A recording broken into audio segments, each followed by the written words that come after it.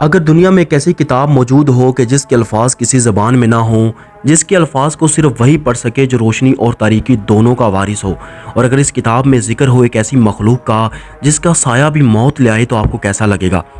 ناظرین، حضرت سلیمان علیہ السلام صرف ایک بادشاہ نہیں تھے، وہ نبی تھے اور اللہ کے چنیدہ ترین بندوں میں سے ایک تھے۔ قرآن فرماتا ہے کہ انہیں ایک ایسی بادشاہت دی گئی جو ان کے بعد کسی کو نہ ملے گی۔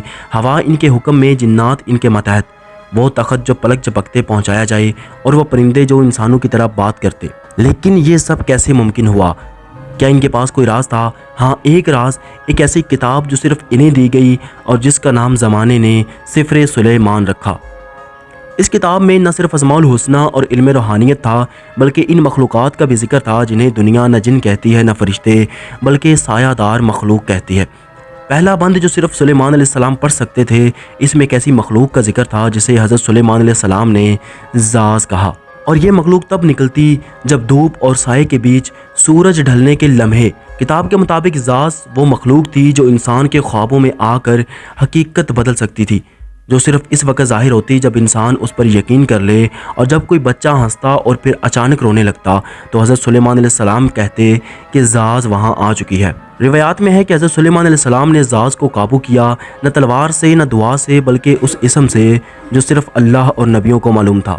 زاز کو قید کر دیا گیا 7 پتھروں اور 7 بندشوں میں، اور ان سب کو کتاب کے اندر ایک سیل میں بند کیا گیا جسے پڑھنا صرف وہی انسان جان سکتا ہے جس کا خون نبیوں کی نسل سے ہو، اور ساتھ لکھا گیا کہ جو اس سیل کو توڑے گا وہ زاز کو دوبارہ زمین پر بلائے گا، اور پھر کوئی بھی نہ جادوگر کسی کو بھی نہ بچا پائے گا۔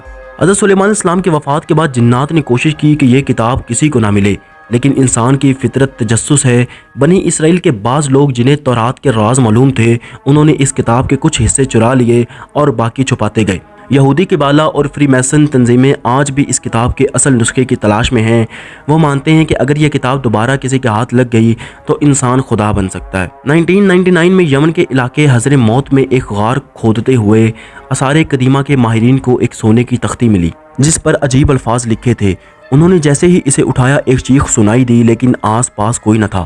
اگلی 3 راتوں میں قریب کے گاؤں میں 12 بچے لاپتہ ہو گئے۔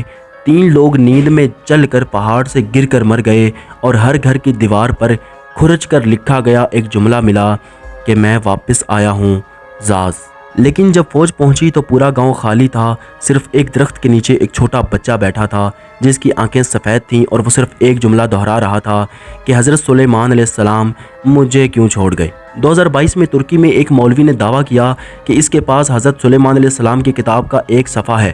اسی رات وہ مسجد میں مردہ پایا گیا، اور اس کے پاس سے ایک پرچی ملی جس پر لکھا تھا کہ زاز کو نہ بلاؤ، وہ منتظر ہے۔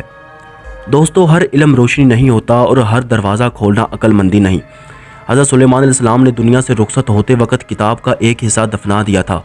کہیں وہ یہ نہ کہہ رہے ہوں کہ اگر زاز واپس آیا تو انسان پھر کبھی صبح نہ دیکھ پائے گا۔ تو ناظرین، اگر آپ کو یہ ویڈیو پسند آئی تو ہمارے چینل UM ڈارک ریئلٹی کو سبسکرائب کرو، کیونکہ ہم لاتے ہیں وہ سچ جو دنیا چھپانا چاہتی ہے۔ تو ملتے ہیں نیکسٹ ویڈیو میں، تب تک کے لیے اللہ حافظ۔